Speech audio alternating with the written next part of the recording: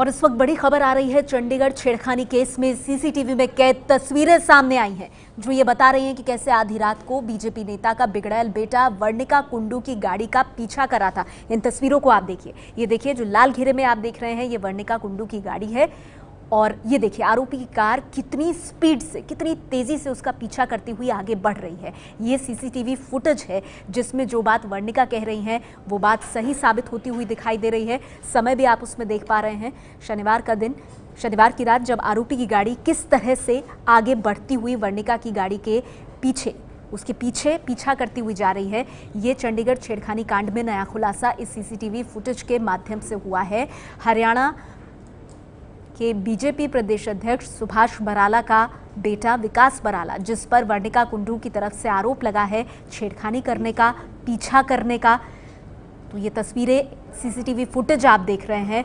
हमने आपको पहले भी आज सुबह जानकारी दी थी कि 5 कैमरों की सीसीटीवी फुटेज में ये दिखाई दे रहा है कि विकास बराला की गाड़ी पीछा कर रही है वर्णिका कुंडू की गाड़ी का, और ये सीसीटीवी फुटेज भी इस बात की तस्दीक कर रही है। पुलिस पर बहुत भारी दबाव है। पहले जो धाराएं लगी थी 2.5 घंटे बाद उन धाराओं को कम किया गया। सवाल उठे कि कौन सा प्रेशर है।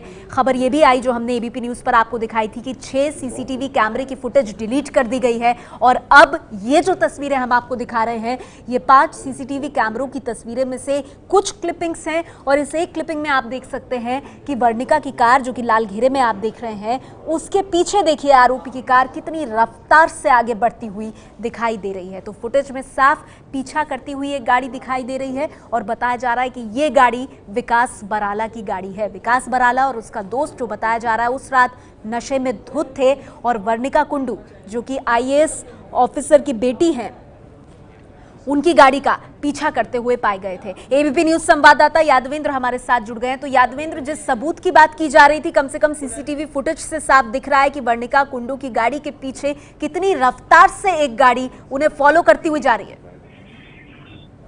बिल्कुल यही सवाल उठ रहा था और वर्णिका कुंडू ने बार बार कहा था, ये पुलिस को कहा था, और जो FIR की फर्स्ट लाइन है उसमें उसने बोला था कि मुझे किडनैप करने की कोशिश की गई है और गाड़ी ने मेरा लगातार पीछा किया।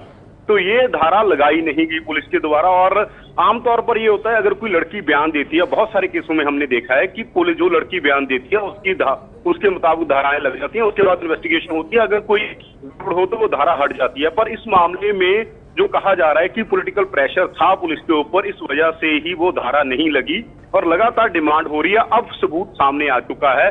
अब सबसे बड़ा सवाल पुलिस के ऊपर है, क्या पुलिस अब कार्रवाई करेगी? क्या विकास बराला के खिलाफ धारा 365 जो किडनैप की धारा है वो लगेगी? अगर वो धारा लगेगी तभी ये जस्टिस का जो चल रहा है, जो पूरा मीडिया में भी और पॉलिटिक्स में हर जगह ये इशू बना हुआ है, और चंडीगढ़ में पूरे में जो सिविल सोसाइटी है वो ये इशू उठा रही है कि क्यों इंसाफ नहीं मिल रहा है एक लड़की को। तो तभी इंसाफ मिलेगा जब धारा 365 लगेगी, यानी किडनैप की धारा लगेगी।